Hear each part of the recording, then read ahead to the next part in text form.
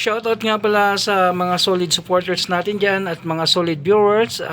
Kumusta nga pala ang buhay-buhay natin? So medyo kalmado na ang panahon ngayon. So goods na ang mga daanan natin. Keep safe nga pala sa tanan. Ito nga pala, magluluto tayo ng pananghalian natin is lomi para sa malamig na panahon. Kasi medyo may kalamigan pa talagang panahon, kaya gagawa tayo ng sabaw natin. So magiging ulam na rin natin to ng pananghalian. Yan, simple lang naman itong lomi ko.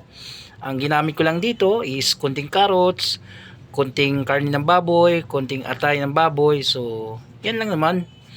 Ayan, lomi ko nga pala ito. Ito yung lomi ko, lomi Batangas at lomi Laguna. So matagal ko na kasi itong alam na luto na to.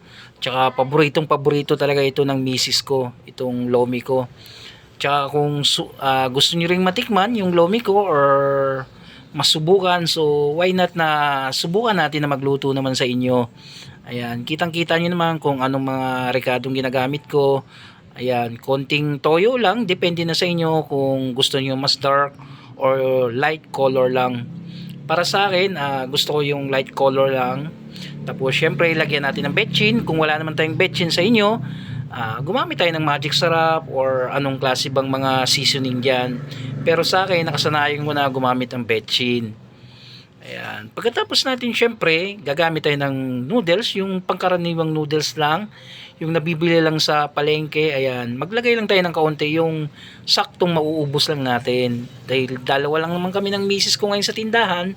So, ayan, kukunti lang yung insakto lang sa amin na hindi yung masasayang or matatapon, na yung kayang ubusin lang. Ayan. Halu-haluin lang natin, hintayin lang natin na pakuluin natin ng konti. Tapos syempre alam naman natin ng lomi na medyo may konting lapot yon. Syempre gagawin natin, lalaputan natin. So ang ginamit ko pala is cornstarch. Yun lang naman talaga ang pinaka the best ng pampalapot sa mga may sabaw is cornstarch. Kaya ngayon hintay natin na medyo kumulo, tsaka natin lalagyan ng cornstarch, di ba? Ayan, hintayin lang natin. Medyo mataas-taas pa naman ang oras at hindi pa naman tayo ganun talaga kagutom.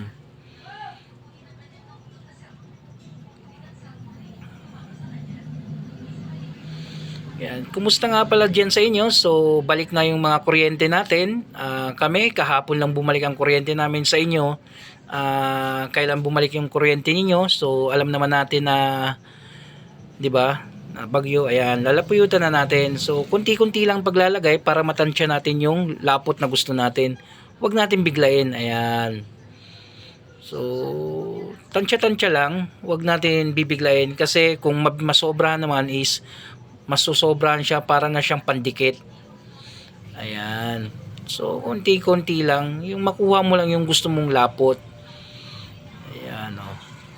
Nga pala, ito palang noodles na nabili ko is pang noodles sa Changi lang yan. Hindi talaga yun yung original na pang lomi na noodles.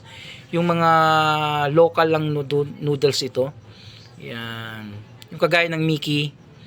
So syempre nakuha ko na yung lapot, lalagyan na natin siya ng binating itlog. Syempre yung binating itlog, isa din yan sa nagpapanamnam sa lomi.